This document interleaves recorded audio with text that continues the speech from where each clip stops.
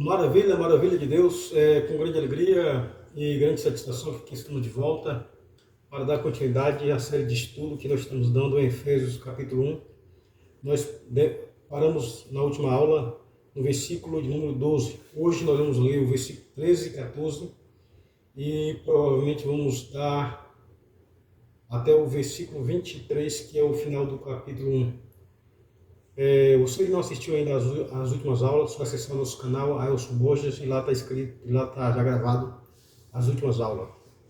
Hoje, versículo 13, o apóstolo Paulo ele diz assim: em quem também vós, depois que ouviste a palavra da verdade, o evangelho da vossa salvação, tendo nele também crido, foste selado com o Espírito Santo da promessa. O apóstolo Paulo agora fala para os Efésios que eles foram selados com o Espírito Santo da promessa.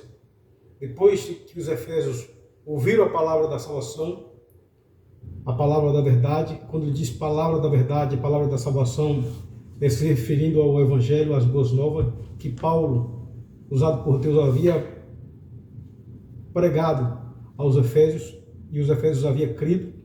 Depois que eles ouviram a palavra da verdade, o Evangelho da salvação, eles foram selados com o Espírito Santo da promessa. Quando o apóstolo Paulo diz o Espírito Santo da promessa, ele está se referindo a uma profecia que Deus usou o profeta Joel para falar. Está em Joel capítulo 2, verso 28 em diante, que Deus usa o profeta Joel séculos antes de Cristo, dizendo que nos últimos dias Deus iria derramar o seu Espírito sobre toda a carne, sobre os servos, sobre as servas. E Deus ele cumpre essa promessa no dia de Pentecoste, quando, em Atos capítulo 2, quando o Espírito Santo desce sobre os discípulos e sobre as pessoas que estavam com o discípulo. E Paulo agora afirma que os Efésios, os cristãos, não só ele, mas também nós hoje, que cremos, depois que nós ouvimos a palavra, que nós aceitamos a Jesus, nós recebemos o Espírito Santo da promessa. E o apóstolo Paulo disse ainda no versículo 13 que os Efésios, nós fomos selados com o Espírito Santo. Quando ele usa essa palavra, foste selado com o Espírito Santo da promessa, selo, na época de Paulo, se referia a uma conclusão de uma transação, de uma compra. Quando alguém fazia uma compra para que aquela compra viesse a ser concluída, depois de concluída, a pessoa iria lá e selava aquele bem. Os fenícios iam até Éfeso para comprar madeiras.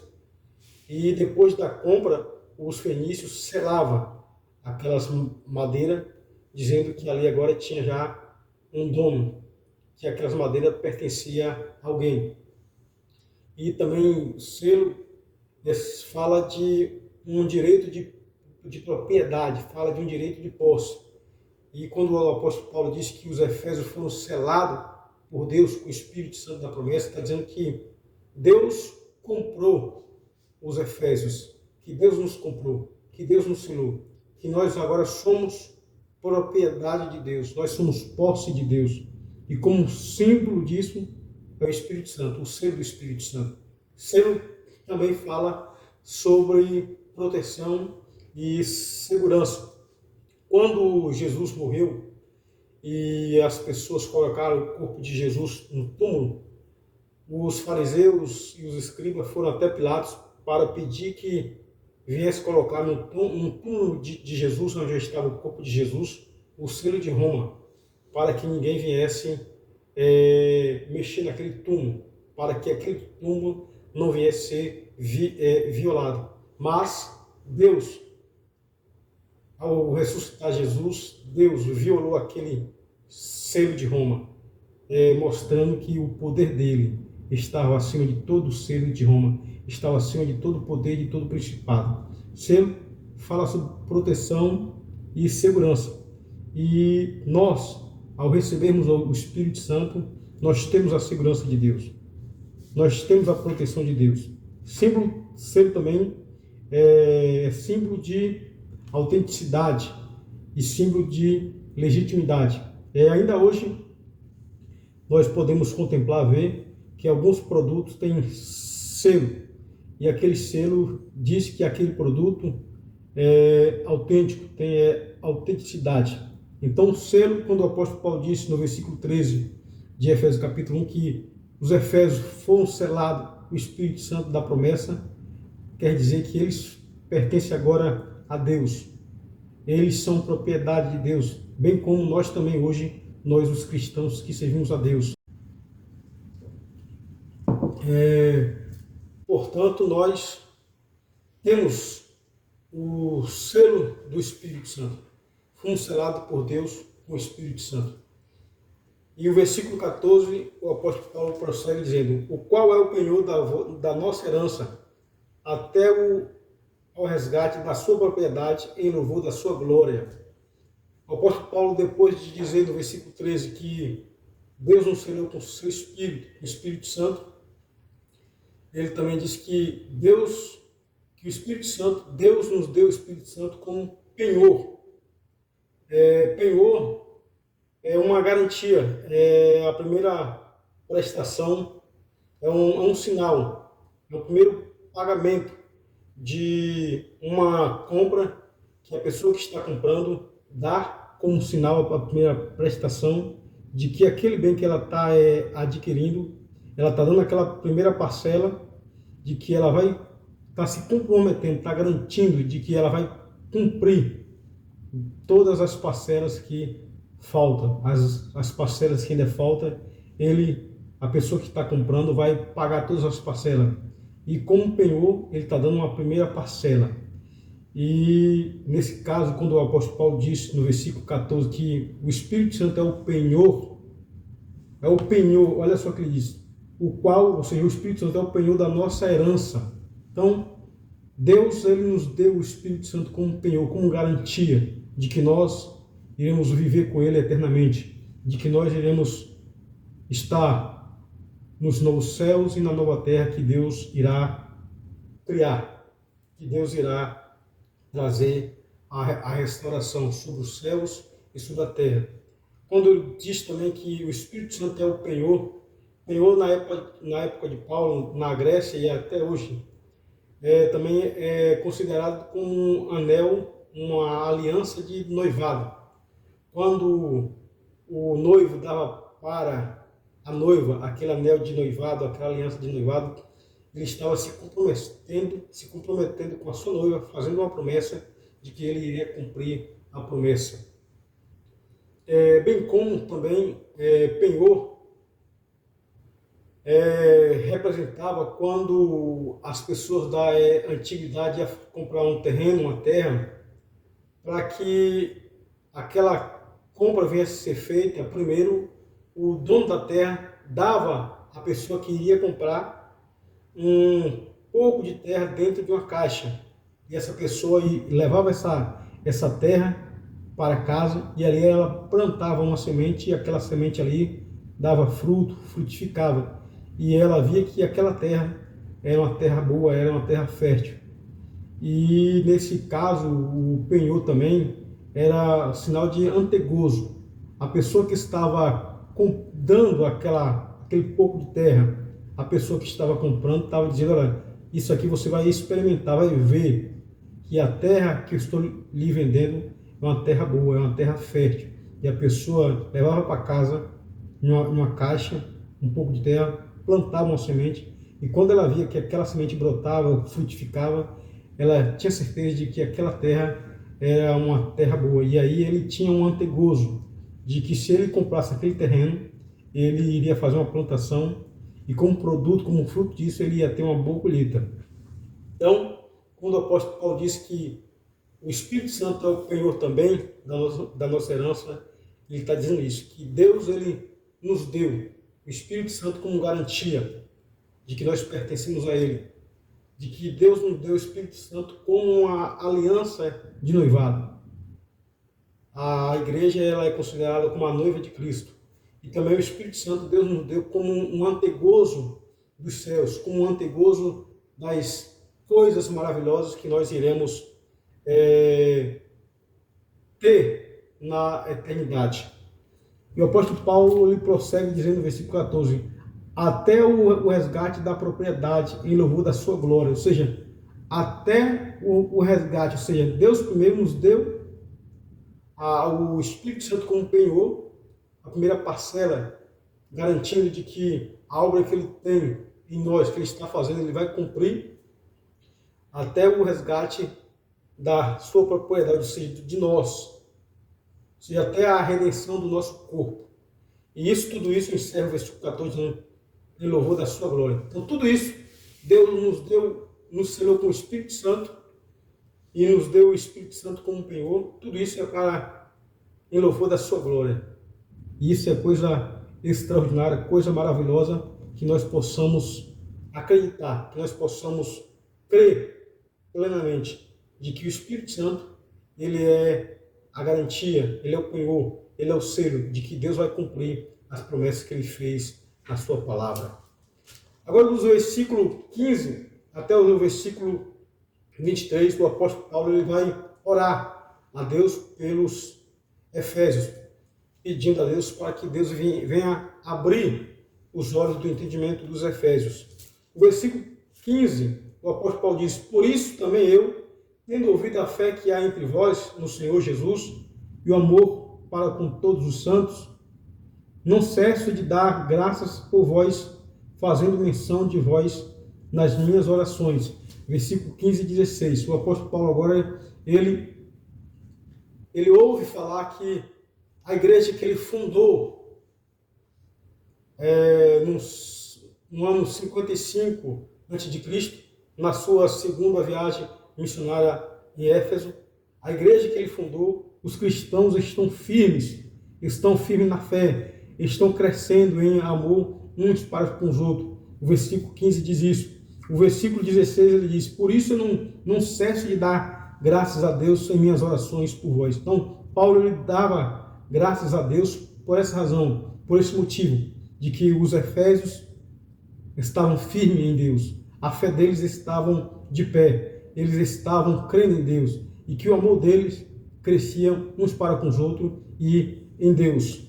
E aí ele vai agora, o versículo 17, ele vai orar, ele vai trazer o teor da sua oração a Deus pelos Efésios. Ele diz, verso 17: para que o Deus de nosso Senhor Jesus Cristo, o Pai da glória, vos conceda espírito de sabedoria e de revelação no pleno conhecimento dele.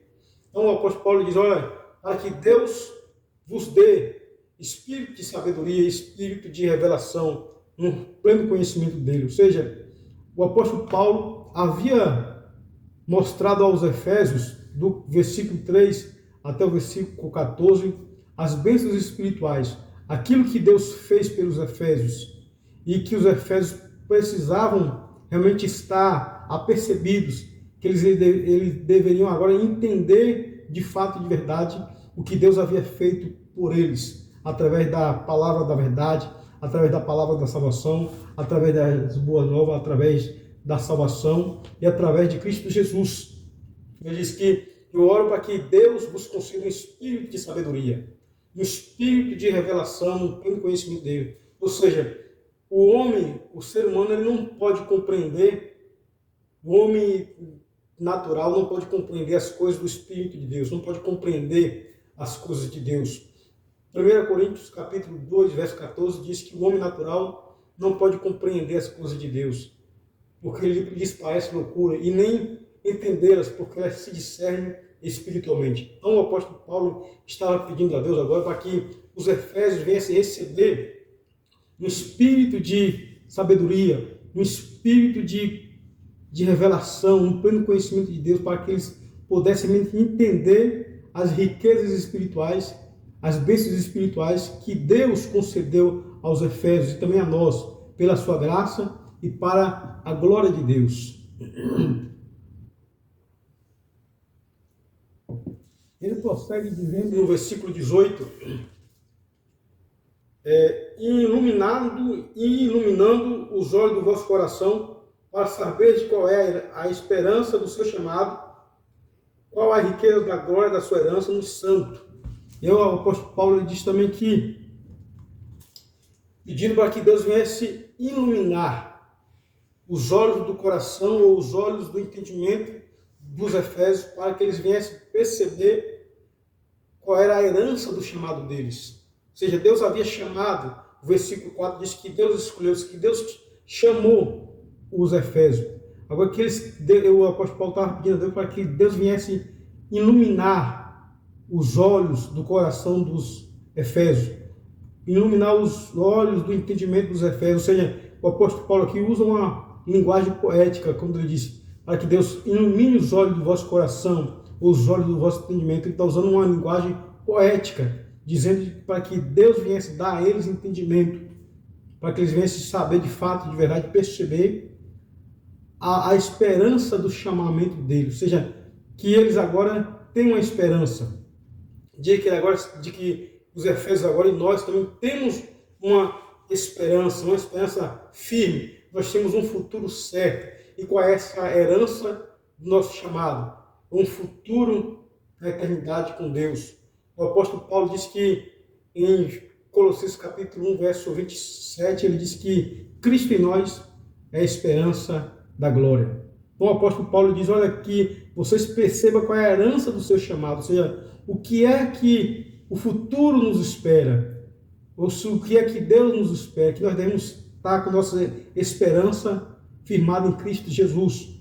E o apóstolo Paulo diz em 1 Coríntios capítulo 15, verso 19, diz que se nós esperarmos em Cristo apenas nessa vida, nós somos os piores de todos os homens. Paulo está dizendo que nós temos agora, que nós devemos compreender, entender qual é a esperança do nosso chamado. A nossa esperança é uma esperança viva. 1 Pedro capítulo 1, verso 3. O apóstolo Pedro diz que Deus nos vivificou para uma viva esperança em Cristo Jesus. Então, que nós, o apóstolo Paulo estava dizendo, pedindo a Deus para que Deus viesse abrir o entendimento deles, a visão deles, para que eles pudessem entender qual era essa esperança. E essa esperança também é nossa, é minha, é sua. Há um futuro glorioso que nos espera, há um céu que nos espera. Nós iremos ter a redenção do nosso corpo, nós iremos estar com Cristo Jesus para todo sempre. E ele prossegue dizendo no versículo 18, não só para perceber qual era a esperança do seu chamado, mas também qual a riqueza da glória da herança no santo. A riqueza da glória da nossa herança no santo. Então, há uma herança gloriosa que nos espera, que Deus preparou para nós. O versículo 19, o apóstolo Paulo ele diz, e qual a suprema grandeza do seu poder para com os que cremos, segundo a eficácia da força do seu poder. Então ele prossegue na sua oração a Deus pelos Efésios, dizendo, não só que Deus viesse conceder aos Efésios espírito de sabedoria, espírito de revelação, no pleno conhecimento dele, que Deus não só viesse abrir os olhos do entendimento dele, do coração deles, para que eles viessem entender qual era a experiência do chamado, mas também que eles pudessem compreender e entender qual era a suprema grandeza do poder de Deus. Ele disse, no versículo 19, e qual é a suprema grandeza do seu poder para com nós os que cremos, segundo a eficácia da força do seu poder. Aqui o apóstolo Paulo ele quer que os Efésios entendam o poder grandioso de Deus, o supremo poder de Deus, que Deus havia operou na vida dos Efésios. E ele usa aqui 3 termos gregos para se referir à palavra poder. Ele diz poder, para que compreenda a suprema grandeza do poder. Poder no grego quer dizer dínamos, ou dinamis, uma palavra. E segundo a eficácia se refere a um poder, no grego é energeia. Depois ele diz força, que quer dizer kratos. E depois ele diz no poder, que quer dizer skills. Então Paulo ele usa 4 termos gregos para se referir à mesma palavra poder. para que os efésios viessem compreender a suprema grandeza do poder de Deus.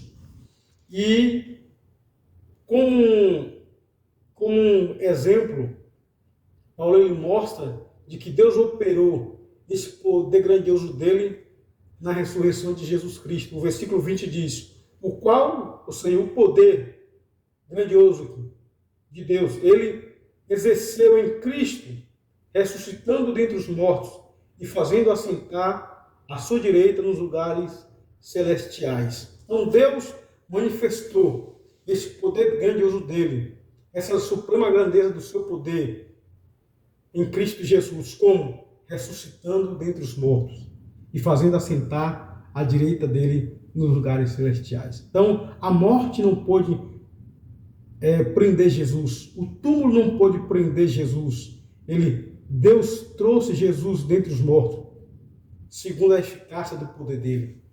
Capítulo 28 de Mateus, capítulo 28, vai falar isso, que Marta e Maria foram até o sepulcro levar a especiaria para colocar no corpo de Jesus. Quando ela chega lá, o túmulo estava vazio. Um anjo se coloca diante dela e diz: mulheres, por que vocês procuram entre os mortos aquele que vive? Jesus, o anjo estava falando que Jesus havia ressuscitado dentre os mortos.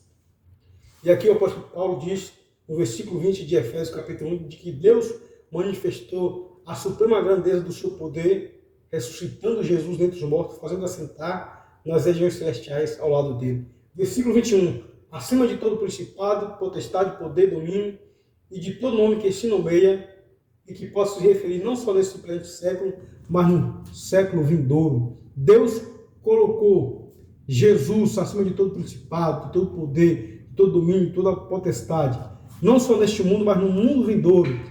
Quando Deus criar novos céus e nova terra, Jesus ele reina no presente mundo, neste presente século, mas também irá governar, e todas as coisas estará debaixo da sua autoridade.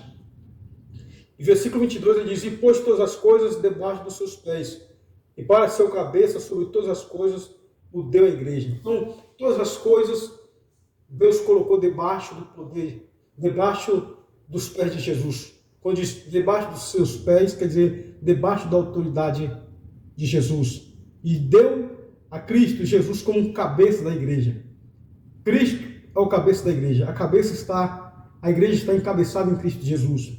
E o versículo 10 desse capítulo diz que Deus vai convergir todas as coisas em Cristo Jesus, vai encabeçar todas as coisas em Cristo Jesus, na dispensação da plenitude do tempo. Ou seja, haverá uma dispensação, uma era, em que Deus vai fazer com que todas as coisas venham a ser encabeçadas em Cristo Jesus, e todas as coisas vão estar debaixo da autoridade de Cristo Jesus. O versículo 23 diz: a qual é o seu corpo, a plenitude daquele que a tudo enche em todas as coisas. Então, nós, a igreja, é o corpo de Cristo. Cristo é o cabeça da igreja, nós somos o corpo. E Cristo, ele é tudo em nós. Assim nós encerramos o capítulo 1 de Efésios. O versículo 23 se encerra o capítulo 1. E nós aqui iremos, as próximas aulas, dar continuidade no capítulo 2 de Efésios. Que Deus nos abençoe e faça resplandecer o rosto dele sobre nós e nos dê a paz. Que Deus nos abençoe, no nome de Jesus.